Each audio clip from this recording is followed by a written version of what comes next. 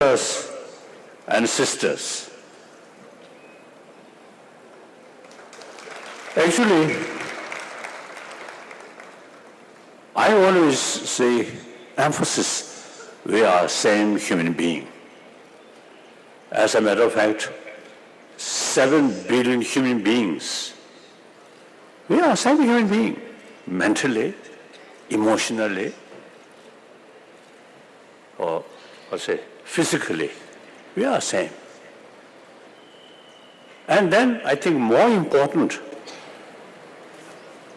now some scientists say basic human nature is more compassionate. Reason here, more warm-heartedness or compassionate heart or mind here. Automatically, blood circulation in your body more normal, heart beating more normal. Anger, hatred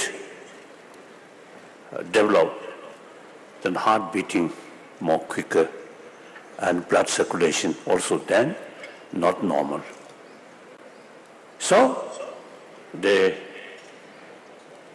health scientists, they say constant anger, hatred experience actually even eating our immune system. So these are their reasons. Then certainly use our common sense, including children, even animal. When we show affection, love, even animal, very much appreciate. Some dogs, when we show affection, they cannot do, they have no language, they cannot do, but you see, they are, because tails are, tail go like that, and then close touch, are they licking you? If we show them angry face, the dogs, they are tail go like that. And then our human being, your neighbor, who always show you sincerity, human love.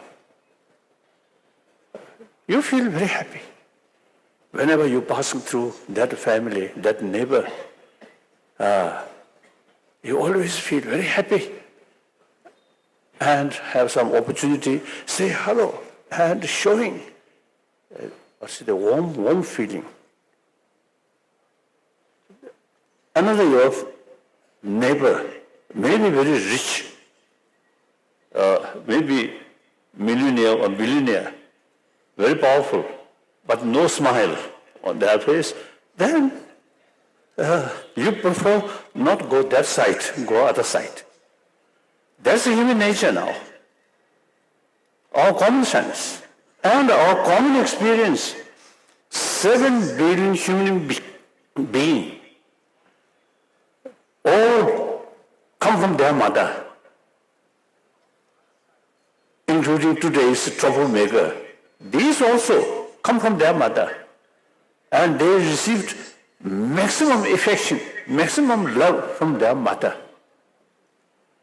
So these are the reasons basic human nature is more compassionate. Now the big question in human history, a lot of war, violence. And today's world also, there are many problems which we are facing is essentially human creation. Now this looks big contradiction. Human nature is more compassionate, but a lot of problem human being created. Now question is, I have the strong view, conviction, our existing education system not pay much attention about our inner value. In Europe, modern education gradually start. And then technology, science, these also, they're more or less at the same time. Previously, church, monastery, they carry the main responsibility about education. But eventually, science and technology develop. Then the education which is related with religion, not sufficient. So separate education institutions started. So naturally, their only responsibility is educate, which was related with material development. So now I feel, and many of my friends, including some scientists, they have the same view. Existing modern education is very much oriented about material value. So basic human nature, very compassionate, wonderful. But once we join education, not talking about these values, just material thing, and then money important, power important, or fame important. I'm not talking about the truthful, honest, these things. So therefore, in society, you see, I think a lot of corruption is there, including leaders.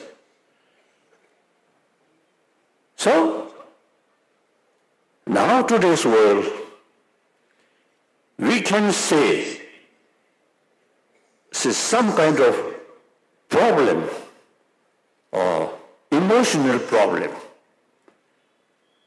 that's now taking place. Now how to tackle that? Not religion, religious faith. Out of 7 billion, 1 billion non-believer. Then frankly speaking, among the 6 billion believer, there are some strange believer also there. Follower of any major religious tradition. Since all major religious tradition carry same message of love, tolerance, forgiveness, contentment, self-discipline. All major religious tradition. In the philosophical field, there is big differences. But real teaching is concerned, all carry same message. But among the religious people, sometimes religious faith itself now causing problem. Why? People, suppose you see follower of certain religion, but their emotion not touch. So very negative emotions. So now, only through education we can change our future generation. Not religious teaching. Remain as a non-believer or follower of different religious tradition. Religious faith is private business. One time in Bangalore, I met one sort of sadhu, wonderful, he really wonderful. And I told him, as far as practice of Shila, practice of Shamatha, practice of Vipassana, we are same. So, the Hindus, Buddhists, we are something like spiritual brothers, sisters. But the difference is question of Atma and Anatma. So I told him, that is our private business. I believe Anatma. You believe Atma. So, okay, no problem. Like that. And similarly, those people who follow theistic religion, the God, creator, that concept, very powerful. So that's their business.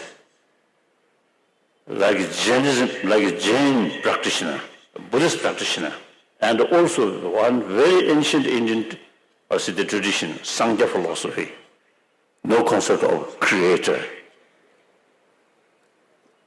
Life, no beginning. So life after life, go like that. No God, no creator. So big differences, but doesn't matter.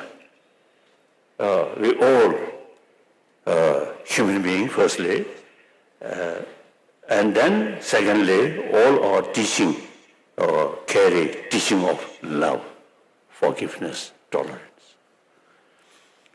So now my point is, among the religious people, also some strange religious people there. So this clearly shows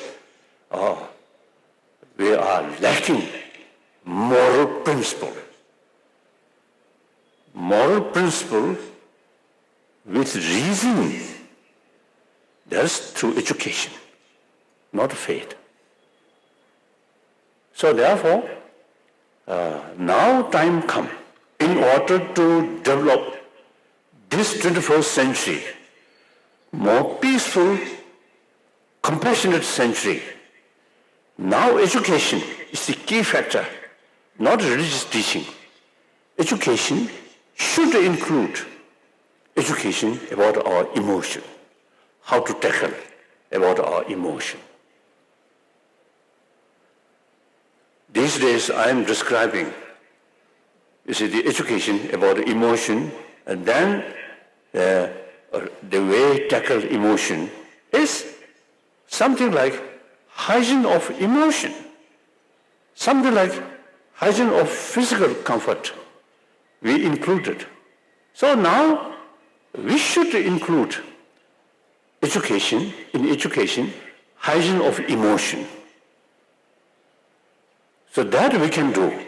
Now in this respect, historically, this country, India, among Egyptian civilization, Chinese civilization, then Indus Valley civilization, I think Indus Valley civilization,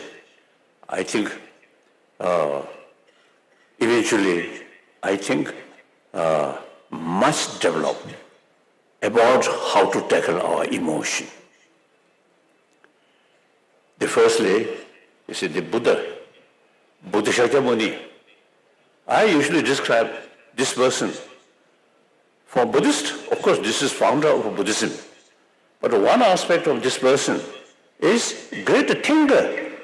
In his teaching, quantum physics already clearly mentioned. Then one aspect is this person. I usually consider a scientist because he emphasizes reasons. Experiment is more important than faith. He mentioned his follower, my follower, monks, scholars should not accept my teaching out of faith, out of devotion, but rather thorough investigation and experiment.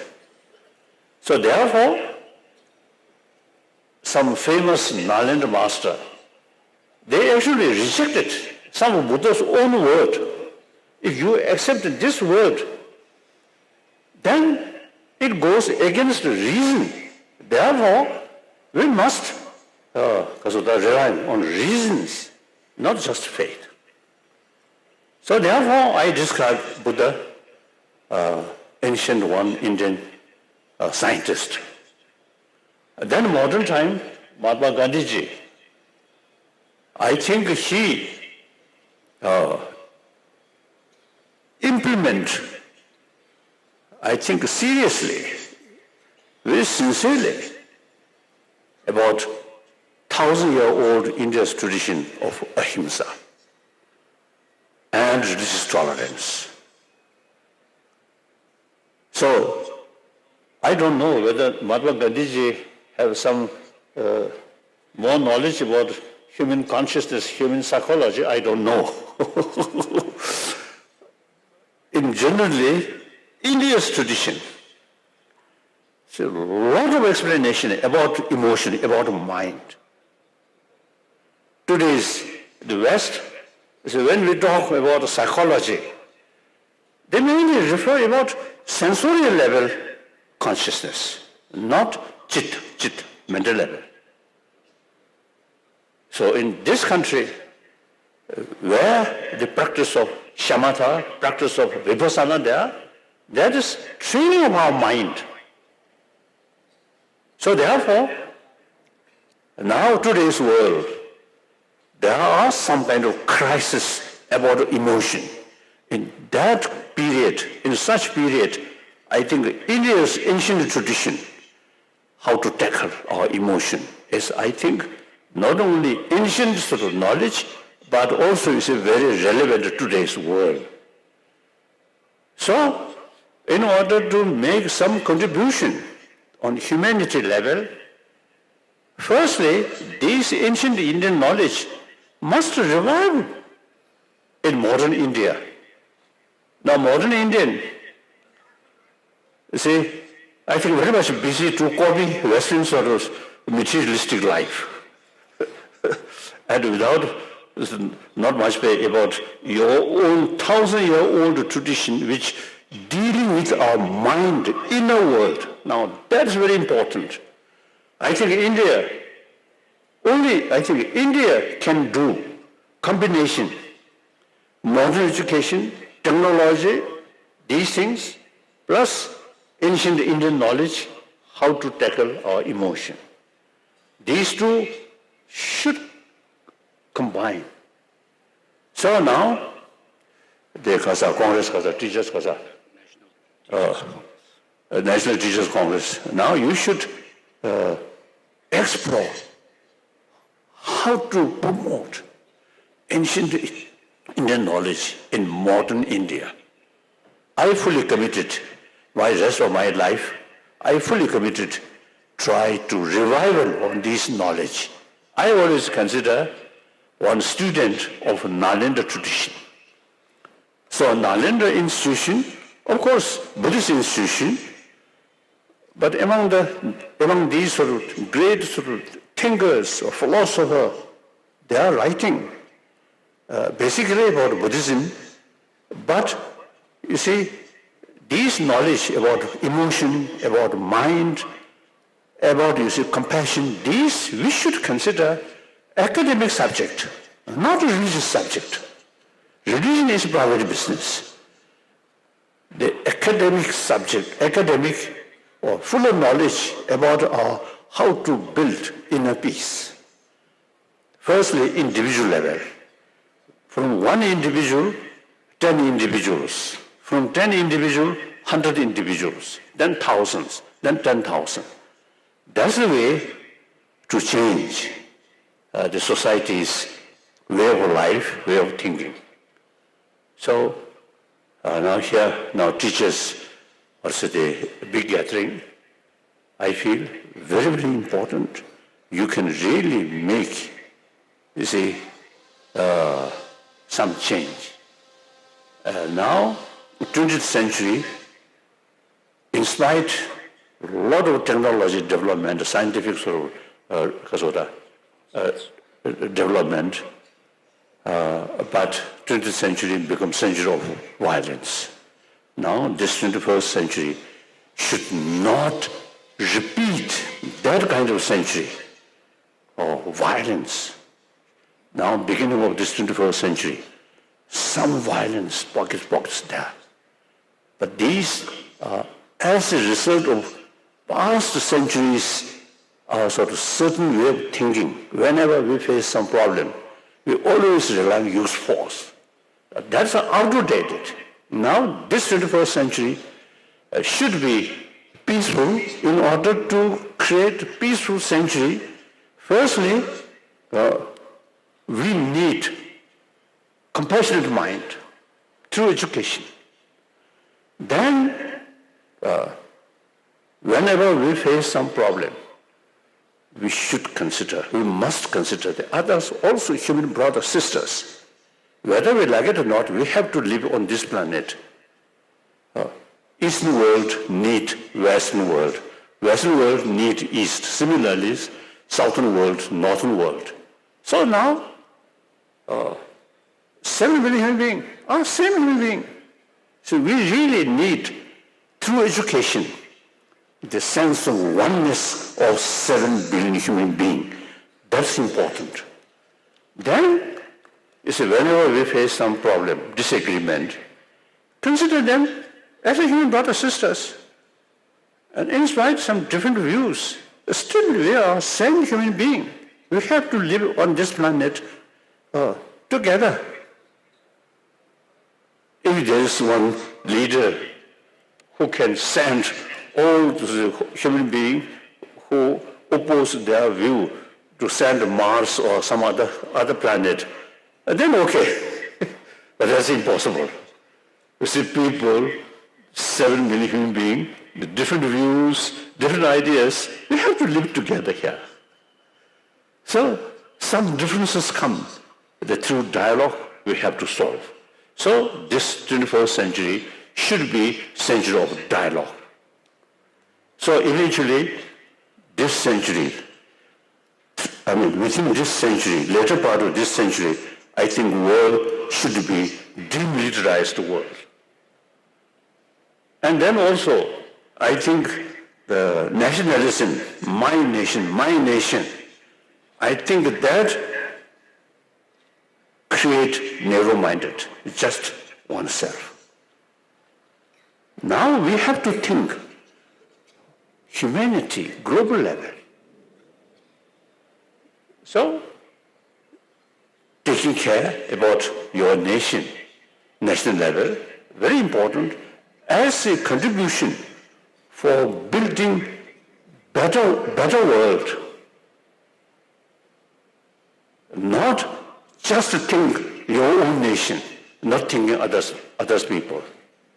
Then I think too much nationalism is another source of problem. We have to promote oneness of human being. So that's my view. Just since I myself, you see, consider a student of Nalanda tradition. So wherever I go, I always talk these things. So I usually describe myself as a messenger of ancient Indian thought. Like that. So now, me, now nearly 83-year-old, my generation belongs to 20th century. Now that's gone. Now generation of 21st century. Now you have this sort of responsibility to build happy world, peaceful world, combination, material value, inner value combined. Through that way, there is possibility to build a peaceful world which is based on sense of oneness. So in that respect, Indian, I think because of your 1,000-year-old your tradition, ahimsa, and with that, the religious tolerance, really remarkable. In this country, beside homegrown religion, different religion, the religion from outside, mainly from Middle East, Judaism, Christianity, and Islam, all settled here. No problem. It's wonderful. India, I think they are the most populated democratic country with the rule of law. Now religious harmony, I think wonderful. So I have sort of full confidence our religious harmony can develop because India, young nation, in a way very old nation, in a way young nation, complicated nation, but still religious tolerance is possible. Therefore, you see, the religious tolerance is very, very possible. So I am fully committed for promotion of religious harmony. Like that, so these, I think you Indian, I think should develop self-confidence and then try to how to make contribution, better world. Okay, thank you.